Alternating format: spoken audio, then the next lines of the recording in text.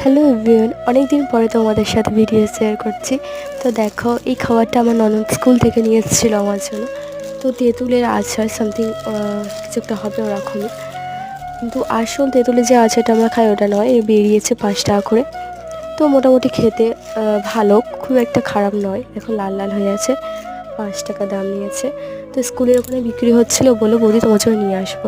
আমি বললাম ঠিক আছে। তো দেখো, আর একটা হাঁড়ি খাওয়ার ক্রিম মতো একটা জিনিস ছিল। এগুলো আগে আমরা খেতাম 1 টাকা 2 টাকা করে বিক্রি হতো, তো এখন এটা 5 টাকা করে।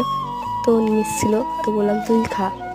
আর সন্ধ্যাবেলা হাজব্যান্ড নিয়ে এসেছিলো পেস্ট্রি, তো ওটাই সবাই মিলে খাবো, আমি, ননদ আর আমার হাজব্যান্ড। তো দেখো, এই ব্ল্যাকটা আমার হাজব্যান্ডের, ও বলেছিল এটা আমি খাবো। আর এই দুটো হচ্ছে আমাদের। তো চকলেটের থেকে এটা রেড ভেলভেটটা মানে ভালো খেতে হয়েছে আর কি। তো আমার শরীরটা খুব একটা ভালো নেই।